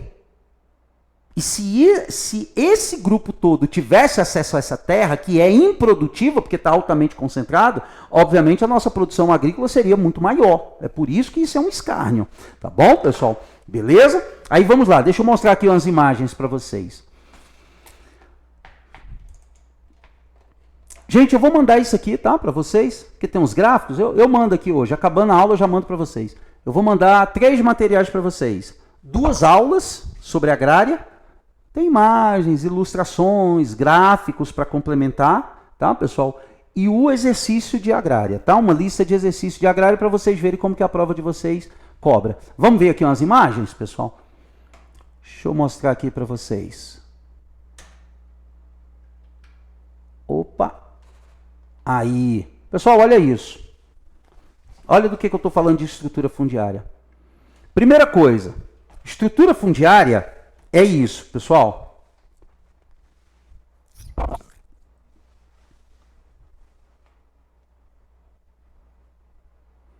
Tranquilo? Como as propriedades estão distribuídas no país. Isso aqui, pessoal, tem um esquema no livro de vocês, tá? Só que aqui eu coloquei esse aqui que é mais completo um pouquinho, tá bom? Olha lá. As propriedades de tamanho de 1 a 10 hectares, minifúndio, isso é uma média geral, isso não é uma lei absoluta. De 11 a 100, pequena propriedade agrícola. Lembrando que 1 hectare são 10 mil metros quadrados. De 101 a 500 é a média propriedade. De 501 a 1.000 hectares é a grande propriedade. E mais de 1.000 hectares, pessoal, é o latifúndio. Tranquilo, pessoal? Beleza? Então, pensando nisso, deixa eu voltar aqui. Existe uma coisa que a gente tem que conhecer, que é o tal do módulo rural. O que é um módulo rural? É o tamanho mínimo de uma área que uma família, ao empregar toda a sua força de trabalho, consiga sobreviver da terra. Sobreviver significa comer e gerar um excedente para comprar roupa, para pagar as contas, essa coisa toda. Então, isso é o conceito de módulo rural. É o tamanho mínimo de uma terra para que uma família, empregando toda a sua força de trabalho, consiga tirar o seu sustento. Módulo rural. Se o solo for fértil, se tiver água, se o solo for plano, se estiver perto de um grande centro urbano, você concorda comigo que é mais fácil? Então essa área pode ser um pouco menor? Agora, se você estiver longe de um grande centro urbano, se o solo não tiver uma boa fertilidade, se não tiver água, você concorda comigo que vai ser mais difícil? Então essa família vai precisar de uma área maior? Então o módulo rural é um conceito que não estabelece uma medida exata. E por que não? Porque cada estado, cada região do Brasil, o tamanho vai ser diferente. E é por isso que é difícil eu dizer o que é uma pequena, uma média, uma grande propriedade. Depende. E é isso que o pessoal tem muita dificuldade de entender. É muito difícil entender isso, né, para a maioria assim, das pessoas. Gente, o módulo rural é o tamanho mínimo necessário para que uma família empregue toda a sua força de trabalho e dela consiga tirar o seu sustento. É um módulo para que aquela família sobreviva da produção rural. Só que daí tem condições favoráveis e tem condições que não são tão favoráveis. Como que isso vai ser determinado, então? Cada estado determina o seu módulo. E a partir do momento que você determina, como é que você passa a chamar? Módulo fiscal. Aí é o módulo fiscal. Então vamos lá. 1 hectare de terra, 10 hectares de terra no estado do Amazonas, é grande ou é pequeno? Pequeno pra caramba. E no Rio de Janeiro, é grande? É isso. Então esse conceito de pequena, grande, média propriedade vai variar de acordo com o estado. Tranquilo isso, pessoal? Beleza? Ah, professor, então calma aí. Uma média propriedade no Amazonas, onde o módulo fiscal é muito maior, em outro estado, esse mesmo tamanho pode ser um latifúndio. Pode ser uma grande propriedade agrícola ou até um latifúndio. Depende. Ah, saquei. Então, uma média propriedade no Distrito Federal, que o módulo fiscal é pequeno, em outro estado, ela pode ser um minifúndio. Pode ser um minifúndio. Beleza, pessoal? Vamos ter muito cuidado com isso. O livro de vocês não fala de módulo fiscal. Eu explico, porque senão tu não entende módulo rural direito. E no livro de vocês fala de módulo rural. Baseado nisso, aí eu venho cá. Tá aqui, ó. Isso é o quê? Isso é uma categoria média, mas cuidado. O que é mini pode ser pequeno, o que é pequeno em outro estado pode ser médio, o que é médio em outro estado pode ser grande. Beleza, pessoal? Tranquilo? Então vamos. Por isso que aqui está medidas em hectares, tá? Aí a gente chega nisso aqui, ó. Olha a estrutura fundiária do Brasil. Olha o mapa à esquerda, o mapa, ó, gente. Olha o mapa, puta merda, eu tô ruim. Olha o gráfico à esquerda, gente.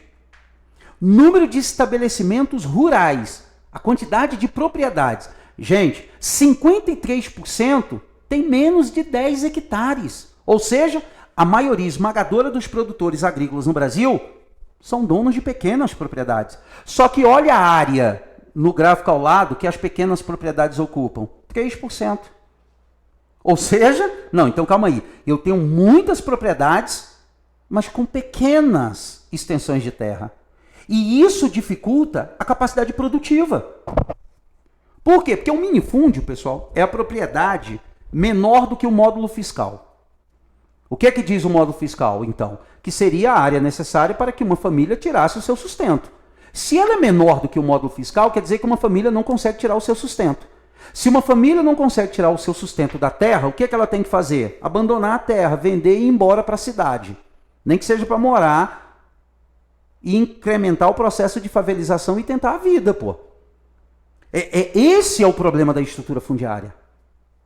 E que a gente não consegue perceber. Eu pago mais caro pelo alimento, pela estrutura fundiária. As cidades estão superlotadas, com macrocefalia urbana, por conta também da estrutura fundiária. Só que quem consegue perceber isso? Gente, só quem é do ramo, só quem estuda essas coisas, pô.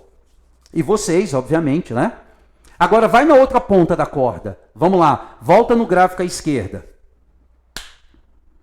Olha o tamanho, o número dos estabelecimentos rurais com mais de 10 mil hectares, que são latifúndios. Agora pega o verde, de 1.000 a 10 mil. Agora somos dois. Verde são propriedades, estabelecimentos de 1.000 a 10 mil e com mais de 10 mil. Soma o número de propriedades, dá quanto? 1,5%. Um pouco menos, inclusive. 1,5%. Agora, vai no gráfico à direita. Qual a área que eles ocupam? Vermelho e verde. Soma o vermelho com o verde.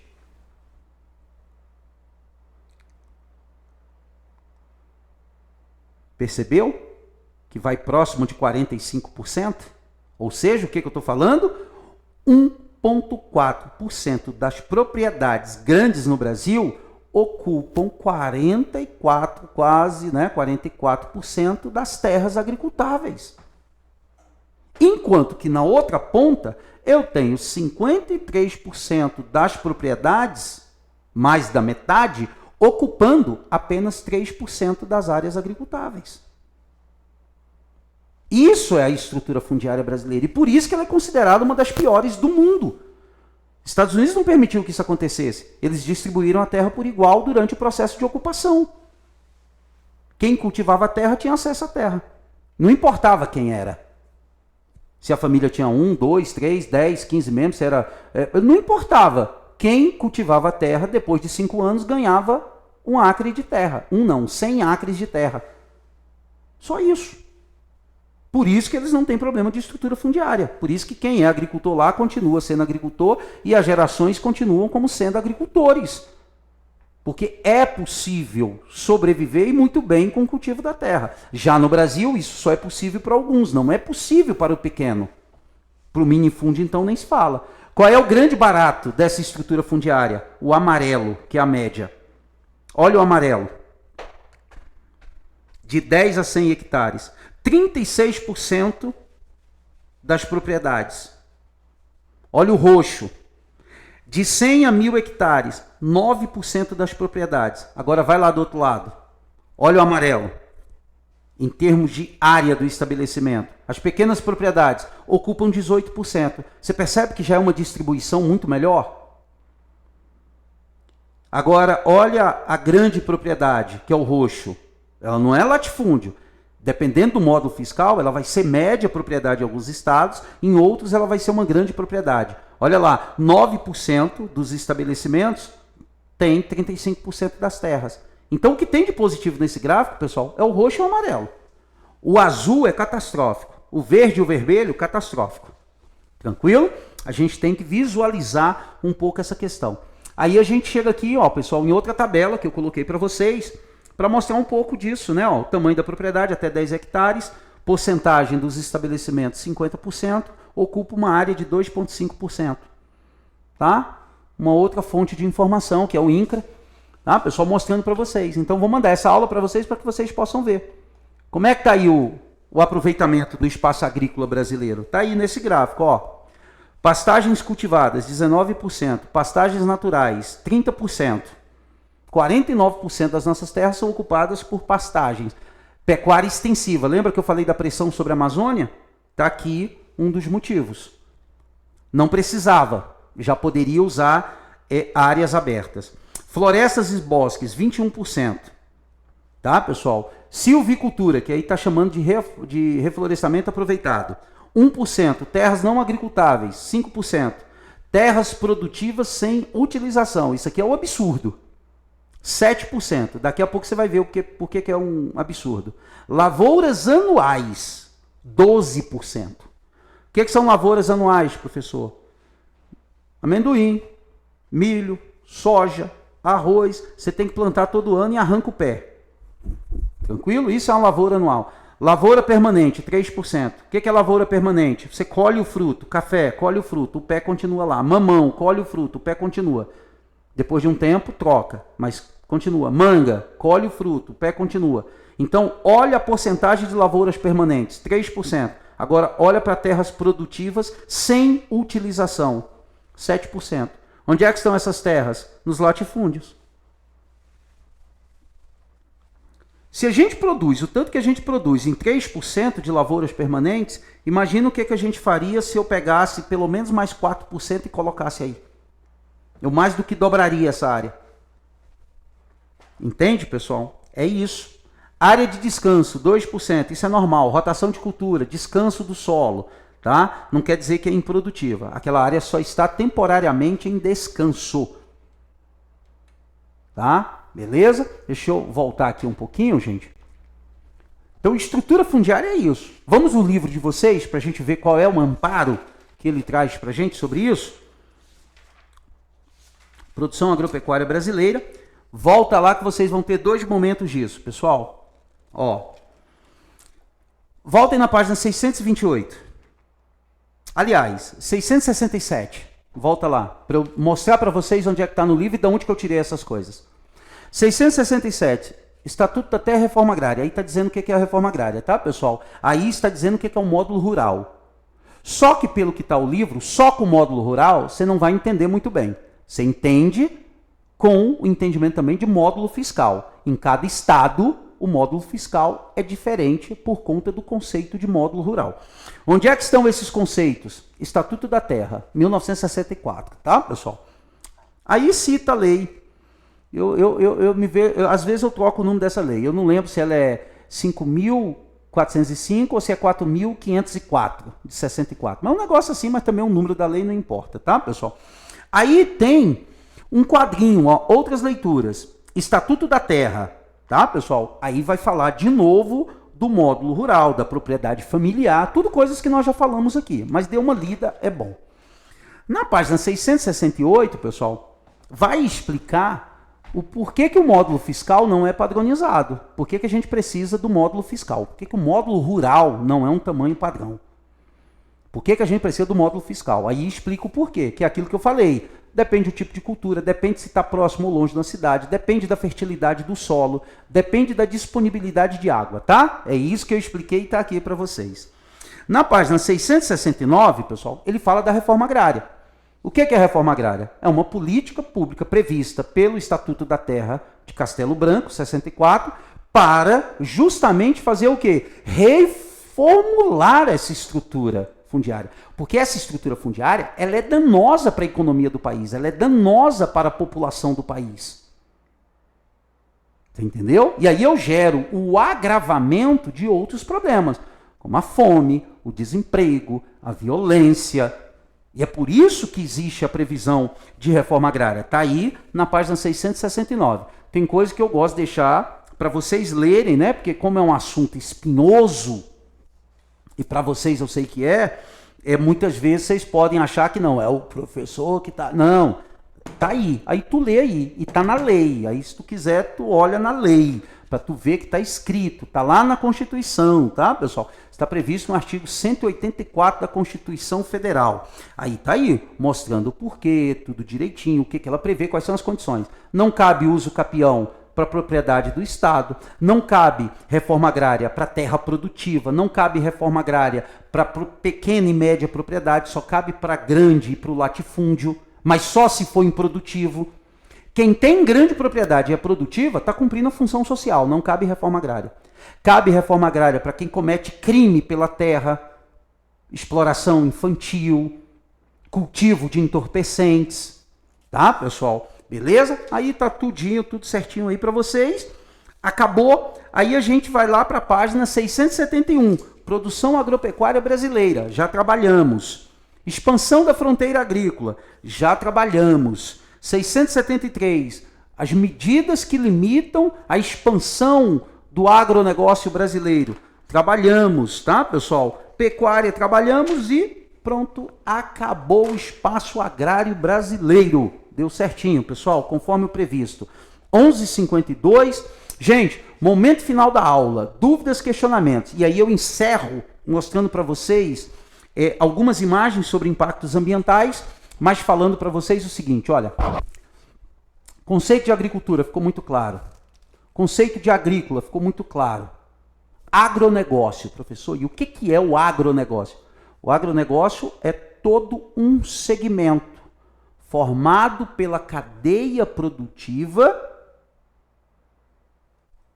a partir do espaço agrícola. Antes, durante e depois. O que é o espaço agrícola? O espaço da produção. O que é o antes? Trator, fertilizante, herbicida, adubo, ferramentas. Isso é o antes, não chegou ainda no campo, está lá na fábrica. Então, por isso que eu digo que agronegócio é a cadeia produtiva relacionada à produção agrícola antes, durante e depois. O que é o antes? A fábrica de trator, a fábrica de fertilizante, a fábrica de ferramenta. Então, quando eu dou números do agronegócio, eu estou colocando números da indústria. O emprego na indústria de trator, eu posso contar para o agronegócio. Mas ele não conta para a agricultura, porque não é agricultura, é indústria. Ah, professor, então por isso que há uma intencionalidade ao dar números me referindo a agronegócio. O que as pessoas vão pensar? Que é agricultura. O que eu fortaleço? Agricultura. Ela é importante? Indiscutível, mas calma, analisa com calma.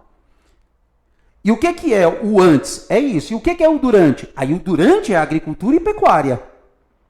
É a produção de arroz, de feijão, de milho, de sorgo, de soja, de trigo, de carne, de aves, de ovos, de tudo. Aí é o durante. Só que inclui também o depois. E o que é o depois? O transporte, o processamento, aí de novo é a indústria, é a exportação, é o evento, é a feira, é a agrishow, é a festa disso, é a festa daquilo, do milho, do morango. Então, quando eu pego e digo que o agronegócio gera tantos empregos no Brasil, é agronegócio, não é agricultura. E dentro do agronegócio, eu tenho todos os setores da economia. Setor primário, agricultura e pecuária. Setor secundário, indústria, de trator, de adubo, de fertilizantes, de ferramentas, de não sei o quê, de alimento, de processamento, de trituração, de tudo isso. E tem o quê? O setor terciário, serviço e comércio. Tudo que está sendo vendido, serviço que é prestado, manutenção de máquina, manutenção de equipamento, medição de terra. Aí quando eu falo que o agronegócio gerou tantos de riqueza para o Brasil, cuidado, a agricultura, a agropecuária gera 23% do nosso PIB. Porque senão eu vou pegar esse negócio, eu vou jogar lá para cima, eu pego o número de empregos e eu jogo lá para cima. E aí eu fico achando que o agronegócio realmente não, eu não posso fazer mais nada por nenhum outro setor agrícola. Eu tenho que se frisar, focar tudo no agronegócio. Mas a informação ela está mal interpretada. Tá, pessoal? Muito cuidado com o conceito de agronegócio.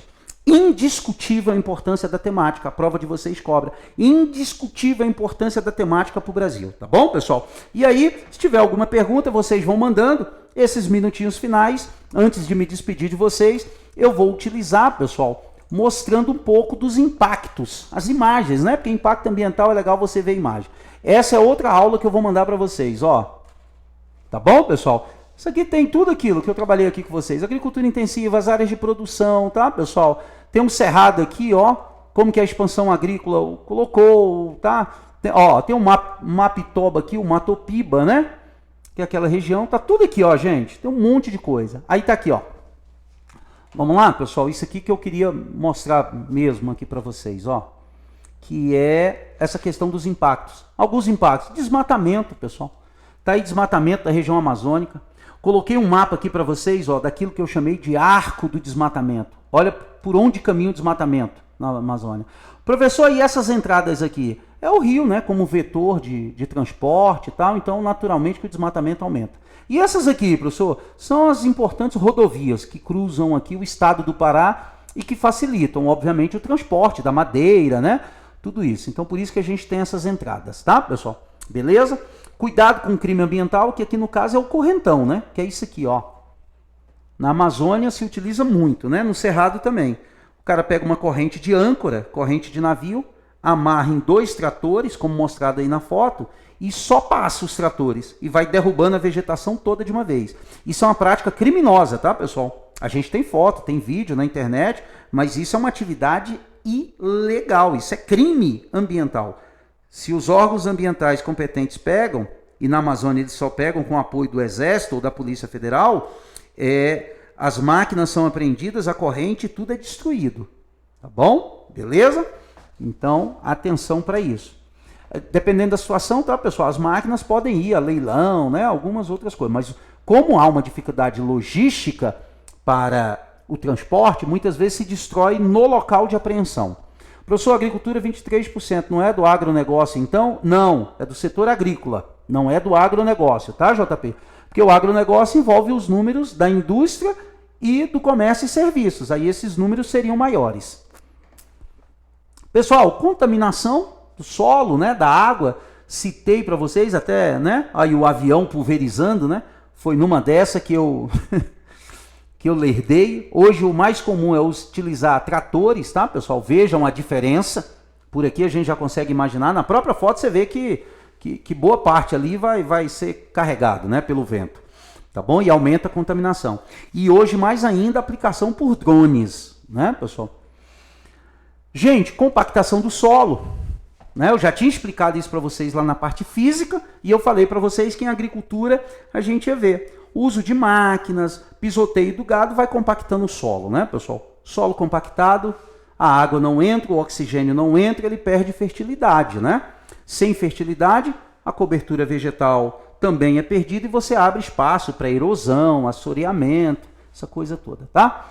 Tá aqui, ó, formas, né, pessoal, da erosão a partir da queimada. Você queima, retira a cobertura vegetal, o solo fica exposto e dá-lhe vento levando o solo embora, né? Dá-lhe chuva levando o solo embora também. Isso evolui para ravinamento, já expliquei para vocês lá na parte física o que é ravinamento, e posteriormente evolui para vossorocamento. Isso é uma vossoroca, né? Ó, aconteceu aqui, ó. Começou a escorrer, formou pequenos sulcos, que são esses aqui, ó, as ravinas. Quando encontrarem uma ravina por aí, tirem foto e mandem, tá? Pessoal fala, professor, lembrei da aula.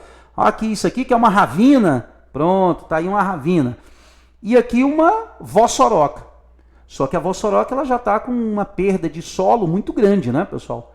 E esse material está indo para onde? Olha aqui, ó, o lençol freático apareceu, a água está escorrendo e a água está transportando o solo, que está aqui, ó, caindo dentro do rio. Olha aqui o resultado, a foto da direita. Olha o rio sendo entupido. Tá, pessoal, beleza? Salinização do solo, né, pessoal? Um outro problema sério é você irriga de forma errada, dissolve os sais presentes no solo e o solo salinizado, pessoal, ele perde capacidade produtiva. É isso aqui, ó. Deixa eu voltar aqui. É isso aqui, ó. Você tem um solo. Você planta ali alguma coisa.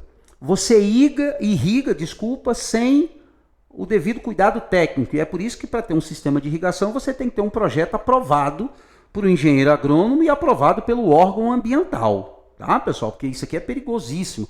As pessoas é que não conseguem ver o risco ambiental que é. Aí você molha muito o solo na hora errada, na quantidade de água errada. O que essa água encharcando o solo vai fazer? Vai dissolver os sais. Sais de cálcio, de potássio, de magnésio. E essa água com os íons de sais vai ficar aí. Só que a água evapora. E aí o sal fica na camada superficial. Aí depois de novo, daqui a pouco tu tem uma camada de solo salinizado. Esse solo não presta mais. As plantas não se adaptam, a não ser que ela seja uma planta halófita. Só que não tem planta de cultivo halófita, só planta nativa, aquelas que dão na praia. Aquelas plantas são halófitas, elas conseguem se adaptar à presença do sal. Plantas de cultivo? Não tem. Então o que você vai fazer? Você vai perder a fertilidade do solo.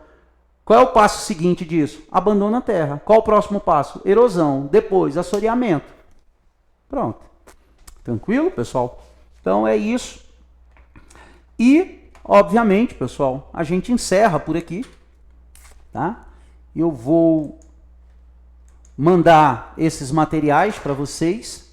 Tá, pessoal? Inclusive vou mandar agora. Não agora durante a aula. Tá, pessoal? Eu vou mandar aqui, o pessoal disponibiliza para vocês, tá bom?